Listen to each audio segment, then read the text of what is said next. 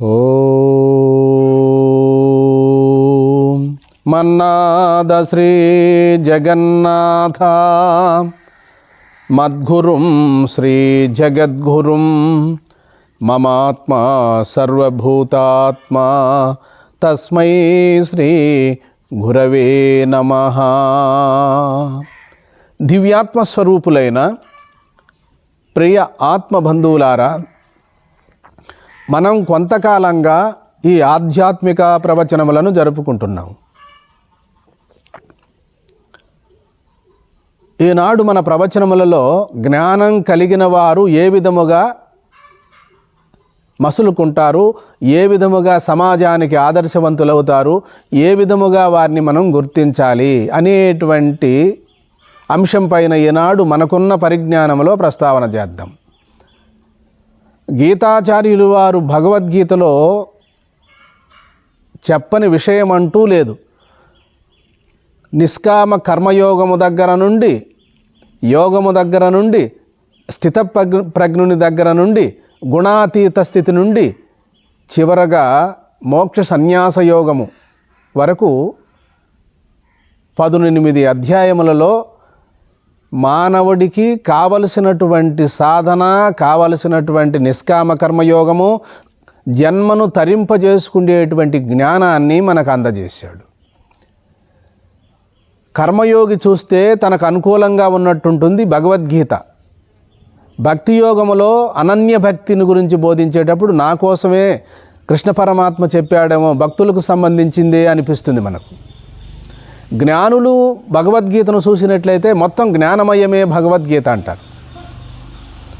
కర్మ, భక్తి, జ్ఞానము మూర్తీభవించినటువంటి సంపూర్ణ గ్రంథరాజనము భగవద్గీత. మన జీవితంలో ఒక్క పర్యాయం భగవద్గీతను తెలిసినటువంటి సద్గురువుల ద్వారా శ్రవణం చేయగలిగితే మన జన్మ చరితార్థం అవుతుంది. పారాయణం కాదండి. పారాయణంతో మన వాళ్ళు చాలామంది అయిపోయిందని ఆగిపోతున్నారు. పారము అంటే సంసారం, అయనము అంటే దాటిపోవడం. కాబట్టి పారాయణము 18 అధ్యాయములు చేయడం తప్పేం కాదు, కానీ వాక్కు శుద్ధమవుతుంది. పరిసరాలు విన్నటువంటి వాళ్ళు కూడా పవిత్రులవుతారు. పరిసర ప్రాంతాలు కూడా పరిశుద్ధతను పొందుతాయి. గీత భగవద్వాణి. సమస్త ఋషులు, యోగులు భగవద్గీత పారాయణం చేసే చోట ఉంటారు అని చెప్పి గీతాచార్యులు వారే మనకు సెలవిచ్చారు. గీతా మహత్యములో కూడా ఈ విషయం సుస్పష్టమవుతుంది. గీతా పారాయణం అనే దగ్గర ఆగిపోకుండా మరి ప్రతి అధ్యాయములో ఉన్న అంతరార్థాన్ని మనం గుర్తించుకొని స్వానుభవమునకు తెచ్చుకుంటే మరి ఇంక ఇతర గ్రంథాలు చదవనక్కరలేదు. చదవకూడదని మా ఉద్దేశం కాదు, అధ్యయనం చేయకూడదని మన ఉద్దేశం కాదు. గజపాదములో అన్ని పాదములు ఇమిడినట్లుగా దేవదేవుడైన శ్రీమన్నారాయణుడే శ్రీకృష్ణ పరమాత్మగా అవతరించి అర్జునుని జగశిష్యునిగా చేసుకొని తాను జగద్గురువై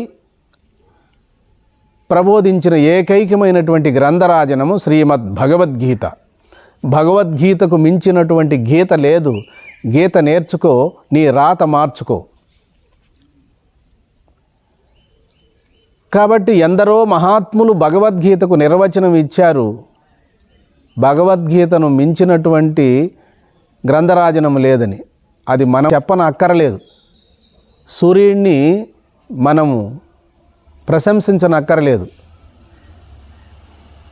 ఎలాగునో సూర్యుడు లోకబాంధవుడై కర్మసాక్షి అయి సమస్త భూమండలాన్ని ప్రకాశింపజేస్తున్నాడు. మన పొగడ్తలతో సూర్యునికి శోభను తేలేం. అలాగే భగవద్గీతను కూడా మన పొగడ్తతో, మన ప్రశంసతో శోభను తేలేం. అందులో ఉన్న సారాంశాన్ని ఒక్క శ్లోకాన్నైనా మన జీవితంలో అన్వయించుకొని గీత చెప్పినట్టు మనం నడుచుకోగలిగితే మనం మహాత్ములం కాగలం. స్వామి, మీరు అంటున్నారు మహాత్ములైన వారు ఎవరైనా ఉన్నారా అని మీరు అడిగినట్లయితే, ఓ లేకేమి, జాతిపిత మహాత్మా గాంధీ గీతను పట్టుకున్న తర్వాతనే, గీతను ఆశ్రయించిన తర్వాతనే తాను మహాత్ముడనేటువంటి పేరును గడించాడు. మీరు వినలేదా? అలాగే ఎందరో మహాత్ములు భగవద్గీతను ఆశ్రయించి జన్మను చరితార్థం చేసుకున్నట్టుగా మనం మన పూర్వీకుల ద్వారా మహాత్ముల ద్వారా శ్రవణం చేసి విని ఉన్నాం. కాబట్టి గీతను ఒక్క అధ్యాయాన్నైనా మనం కానీ శ్రవణం చేయగలిగి లేదా అధ్యయనం చేయగలిగితే మన జన్మ చరితార్థం అవుతుంది. ఎన్నో సాధనా రహస్యాలు మనకు తెలియబడతాయి. గీతలో బోధించిన ప్రతి అంశము కూడా నిర్గుణ తత్వాన్ని బోధించేదే.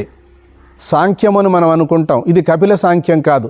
సాంఖ్యము అంటే జ్ఞానం, నిర్గుణ తత్వాన్ని బోధించేటువంటి అంశం.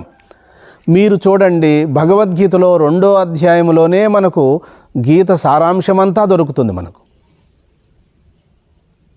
కాబట్టి మనము తరించడానికి ఎన్నో గ్రంథములు అవసరం లేదు, ఎన్నో శాస్త్రములు అవసరం లేదు. ఒక్క భగవద్గీతను సద్గురువుల ద్వారా, శ్రోత్రియులైన బ్రహ్మనిష్ఠుల ద్వారా శ్రవణం చేయగలిగితే చాలు. మనము ఎందుకోసము ఈ జన్మను తీసుకున్నామో మరి ఆ పని పూర్తయిపోతుంది. నేడు మన సమాజంలో భగవద్గీత పారాయణం చేసే సంఘాలు ఉన్నవండి. అక్కడ ఏదైనా గీతను గురించి విచారిద్దాము అంటే ఒప్పుకోరండి. వాళ్ళు పారాయణమే ధ్యేయంగా పెట్టుకున్నారు. పోనీ అంతవరకు మేలే, ఎవరిని చులకన చేయకూడదు. వాళ్ళ మనసులో భగవద్గీతను సంపూర్ణముగా 18 అధ్యాయములు పారాయణం చేశామనే తృప్తిని పొందుతున్నారు. వ్యాప్తిం పొందక వగవక ప్రాప్తంబగు లేశంబైనను 10,000 తృప్తింజందని మనుజుడు సప్తద్వీపమునందైనను చక్కంబడునే అని భాగవతంలో చెప్తారు మనకు. కాబట్టి భగవద్గీతలో వాళ్ళు మరి 18 అధ్యాయములు పారాయణం చేసి మా జన్మను తరింపజేసుకోవాలనే సాకారంగా అనుకుంటున్నారు. తప్పేముంది? వారికి కలిగే ముక్తి ఏమిటో చెప్పమంటారా? భగవద్గీతను పారాయణం చేస్తే క్రమముక్తి, భగవంతుడు చెప్పిన జ్ఞానాన్ని తెలుసుకుంటే సద్యోముక్తి. భగవద్గీతను పారాయణం చేస్తే కలిగే ముక్తి క్రమముక్తి. ఉత్తరాయణ పుణ్యకాలములో దశమద్వారము గుండా ముక్తిని పొందుతాడని చెప్పి మీరు 8వ అధ్యాయములో అక్షర పరబ్రహ్మ యోగంలో విని ఉండలేదా? నేను చెప్తున్నాను అనుకుంటున్నారా? కాదు. మీరు విచారణాత్మకంగా సూక్ష్మబుద్ధితో భగవద్గీతను అధ్యయనం చేసినప్పుడు ఎవరు ఏ సాధన చేసేవారు ఏ గమ్యాన్ని చేరతారని కూడా ఆచార్యులు వారు సెలవిచ్చారు. ఓంకారాన్ని ఉపాసన చేసేటువంటి వారు కూడా క్రమముక్తినే పొందుతారు. ఇక్కడ గీతాచార్యులు వారు చెప్పినటువంటి జ్ఞానయోగములో చెప్పారు కదా, జ్ఞానాన్ని, నీకు అతి రహస్యమైన గుహ్యమైనటువంటి జ్ఞానాన్ని మరలా నేను బోధిస్తున్నాను. ఈ జ్ఞానాన్ని నువ్వు తెలుసుకున్నట్లయితే ఇక నీకు జన్మ లేదు అంటాడు. కాబట్టి మనము బాగా విచారణ చెయ్యాలి. ప్రథమాధ్యాయములో విషాదయోగముతో మొదలయ్యి చివరగా మాచుచహ నాకు అజ్ఞానము తొలగినది, నీ ఆజ్ఞను శిరసావహించదనని చెప్పి చెప్తాడు అర్జునుడు. కాబట్టి మనము తెలిసినటువంటి వారి ద్వారా మాత్రమే గీతను అధ్యయనం చేయవలసి ఉంటుంది, పారాయణం చేయవలసి ఉంటుంది. అక్షర లోపాలు కూడా చాలా దొరలుతాయి మనకు తెలియకుండా అయితే. అందుకనే మాలాంటి సామాన్యులు కూడా భగవద్గీతను మేము ఎక్కువగా చెప్పడం లేదు. ఇది గురుకులంలో చిన్నతనము నుండి నేర్చుకోవాలి. ఆ బాణీ కూడా సక్రమంగా ఉచ్చారణ చేయాలి. లేదు స్వామి, మాకంత తాహత లేదు, దీనివల్ల మేము పారాయణం చేయడం వల్ల నష్టం ఏమన్నా జరుగుతుందా అంటే నష్టం ఏం జరగదు, కానీ అనుకున్న ఫలితం రాదు. శబ్దలోపాలు, ఉచ్చారణ దోషం ఉన్నప్పుడు అంత ఫలితం రాదు, కానీ పుణ్యం మాత్రం వస్తుంది. భగవంతుడు దయామయుడు.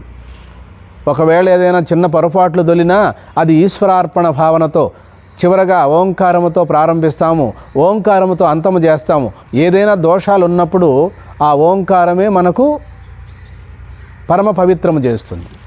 కాబట్టి మనం భగవద్గీతను పారాయణం చేసి అక్కడే ఆగిపోకూడదు. గీతాచార్యులు వారు ఏ ఉద్దేశముతో మనకు భగవద్గీతను ప్రబోధించారో ఆ ఉద్దేశాన్ని సంపూర్ణముగా తెలుసుకున్న నాడే మన జన్మ చరితార్థమవుతుంది.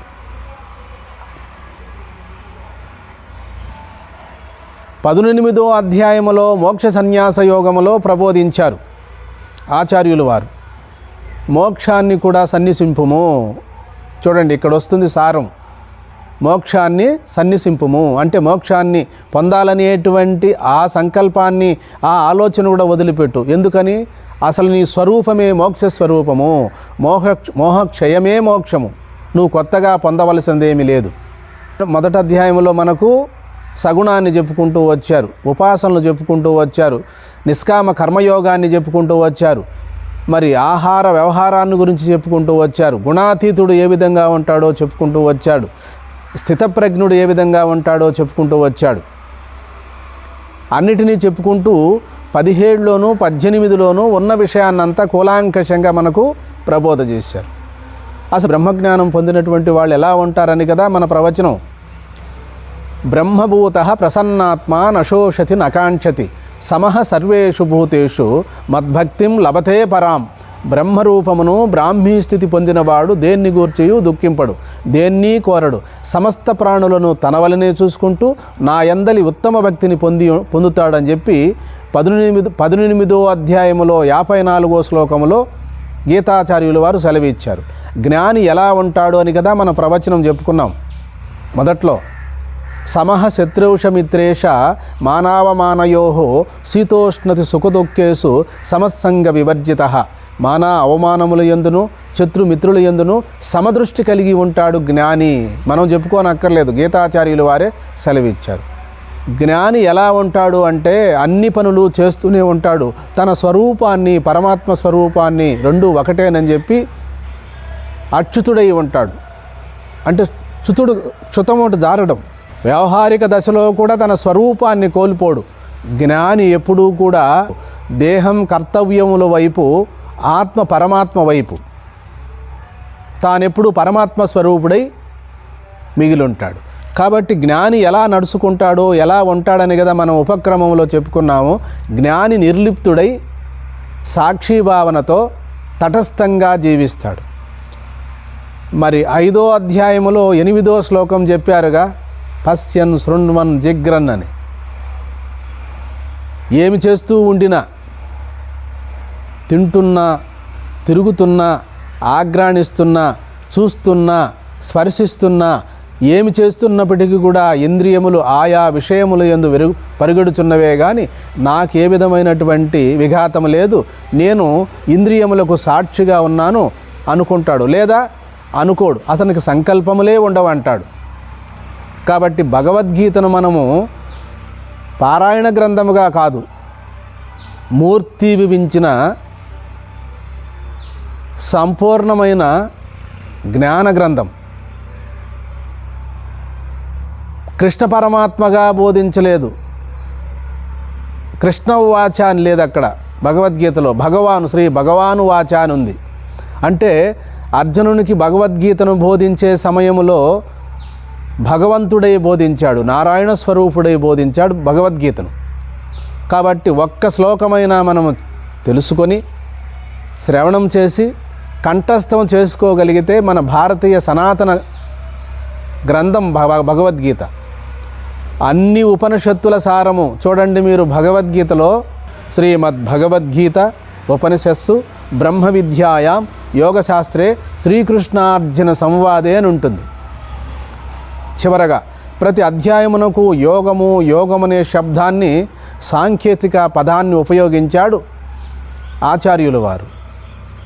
సాంఖ్యము అనగా ఆత్మ విచారణ, సాంఖ్యము అనగా నిర్గుణ తత్వాన్ని తెలిపేటువంటి అంశం. భగవద్గీతలో 12వ అధ్యాయం ఉంది కదా, మరి సాకారోపాసకులు శ్రేష్ఠులా, నిరాకారోపాసకులు శ్రేష్ఠులా అన్నప్పుడు ఈ రెండు కాదు, నిరంతరము అనన్య చిత్తముతో నన్ను ఆరాధించేవారే శ్రేష్ఠులు అన్నారు. అనన్యము అంటే అన్యము కానిది అని ఒక అర్థం. అంటే ఇతర చింతలు మాని అనన్య చిత్తముతో ఆరాధించడం అని రెండో అర్థం. మూడో అర్థము చాలా నిగూఢంగా ఉంటుంది, తమకు నేను మనవి చేసుకుంటున్నాను. అనన్యము అంటే తనకన్నా, తన స్వరూపానికన్నా అన్యము కాదని, ఆ పరమాత్మ పరబ్రహ్మము తానేనని అనన్య భావనతో స్వరూపములో సుస్థిరుడై ఉండడమే అనన్య భావన. ఇది భక్తి కాదు, పరాభక్తి. ఏదో పూజ చేసి ఆపేయడం కాదు, జపం చేసి ఆపేయడం కాదు, నిరంతరము అనన్య చిత్తముతో పరమాత్మకు తనకు భేదము లేదని అభేద దృష్టితో ఆ బ్రహ్మభావనతో మిగిలుండడమే అనన్య చిత్తము. ఇటువంటి వారికి నేను సులభ సాధ్యము అని గీతాచార్యులు వారు భగవద్గీతలోనే సెలవిచ్చారు. కాబట్టి మరి జ్ఞాని ఎలా నడుచుకుంటాడో, ఎలా ఆదర్శవంతుడవుతాడంటే, యద్యదాచరతి శ్రేష్టః తత్ర దేవే తరోజనః సయ ప్రమాణం కురుతే లోకస్తదనువర్తతే అన్నారు గీతాచార్యులు వారు. ఉత్తములు దేనిని ప్రమాణముగా గైకొనెదరో దానినే లోకమంతయు ప్రమాణముగా గైకొనెదరు. ఉత్తములు దేనిని ఆచరించెదరో లోకమంతయు దానినే ఆచరించెదరు అని మీరు విని ఉండలేదా? మేము చెప్పే ప్రతి వాక్యము కూడా శాస్త్ర ప్రమాణమై మాకున్న పరిజ్ఞానంలో తమ ముందు ఉంచుతున్నాము. తమరు సత్యాన్ని గుర్తించగలరనే నేను మనవి చేసుకుంటున్నాను. మా ఆరాటము పోరాటము అంతా కూడా మీరు మీ స్వరూపాన్ని తెలుసుకొని ఆ స్వరూప బలముతో లోక వ్యవహారము కూడా చేయగలరని, మీరు బ్రహ్మభావనలో ఉండగలరని, సర్వాత్మ భావనలో మిగిలిపోగలరని తమకు నేను మనవి చేసుకుంటున్నాను. కాబట్టి ఏ శాస్త్రము చదివినప్పటికీ, ఏ గురువులను సమాశ్రయించినప్పటికీ మీ స్వరూపం మారదగా.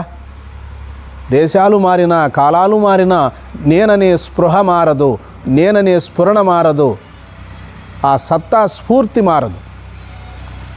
సత్తు చిత్తు ఆనందమే మన స్వస్వరూపం. ఆ స్వరూపం అనేది గురుబోధ కంటే ముందే ఉండబడినటువంటి మన స్వరూపం అయినప్పటికీ కూడా గురుబోధ లేక మనకిది తెలియదు. ఎప్పుడు తెలిసింది మన స్వరూపం ముందే ఉందని? గురుబోధ ద్వారానే తెలిసింది. గురుబోధ కంటే ముందే ఉన్నప్పటికీ కూడా మనకు తెలియలేదు.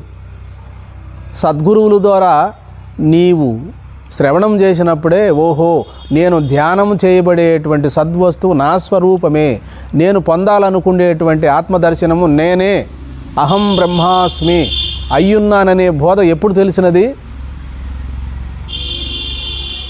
జ్ఞానం కలిగిన మీదటే కదా.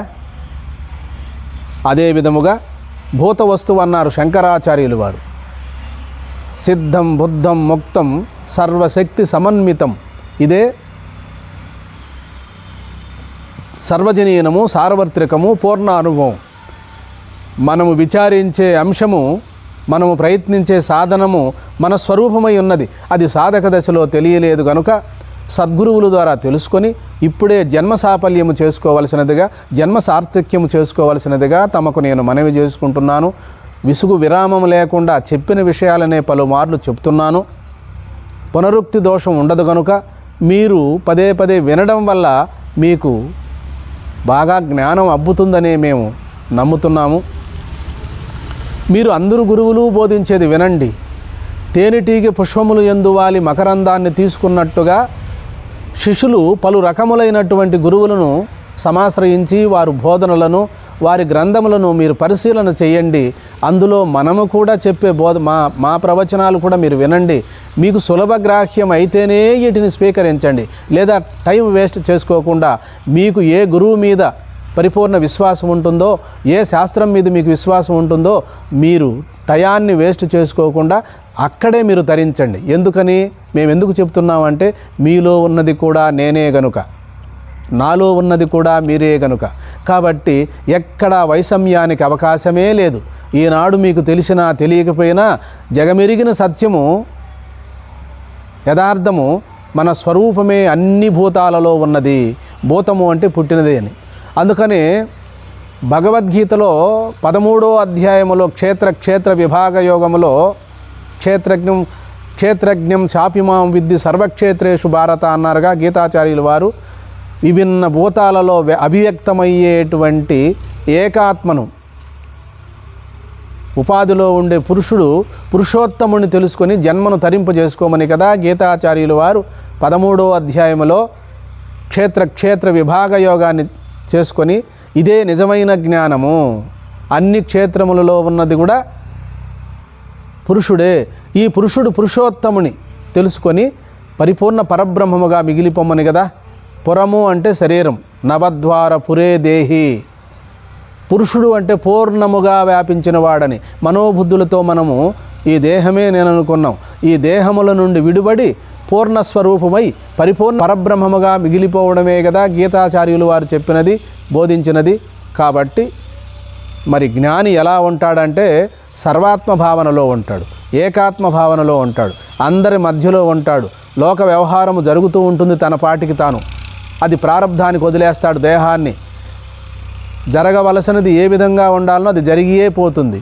అందుకని భగవాన్ రమణ మహర్షుల వారు కర్త ప్రారబ్ధ రూపమున జీవులు నాడించును. జరగవలసినది ఎవరెంత అడ్డు పెట్టిననో జరిగియే తీరును, జరగకూడనది ఎవరెంత ప్రయత్నించిననో జరగదు. ఈ విషయం తెలుసుకొని మౌనముగా ఉండుటయే ఉత్తమం అన్నారు భగవాన్ రమణ మహర్షుల వారు. ప్రారబ్ధమే సమస్తాన్ని నడుపుతూ ఉంది. కాబట్టి పుణ్య ప్రారబ్ధం వలనే మనం ఈనాడు భగవద్గీతను, ఉపనిషత్తులను, శాస్త్రములను, గురువులను విచారణ చేసుకుంటున్నాం. జ్ఞాన విచారణ చేసుకుంటున్నామంటే మనకు పుణ్యం పరిపాకమైనది, అంతఃకరణ శుద్ధమైనది కనుకొనే ఆత్మవిచారణ చేసుకొని మన నైజం పరమాత్మతత్వము కాబట్టి పరమాత్మ స్వరూపులమై మిగిలిపోవాలని మనకు బుద్ధి పుట్టినది. కాబట్టి నశ్వరమైన ఈ దేహం ఉండగానే పరిపూర్ణమైన పరబ్రహ్మాన్ని మనము తెలుసుకొని తరించాలి. కాబట్టి దేహము నాకు లేదు, దేహము నేను కాను, దేహియగు పరమాత్మయే నేనని చెప్పి యథార్థముగా స్వానుభవమునకు తెచ్చుకొని సర్వాత్మ భావనలో మిగిలిపోవడమే సంపూర్ణమైన అపరోక్షానుభూతి అని, జ్ఞానమని, విజ్ఞానమని, ప్రజ్ఞానమని మన పూర్వీకులైన మహాత్ములు మనకు బోధ చేస్తున్నారు. మేము తమకు నేను మనవి చేసుకుంటున్నాను. కాబట్టి సర్వే జనాః సుఖినో భవంతు, లోకా సమస్తా సుఖినో భవంతు. హరి ఓం.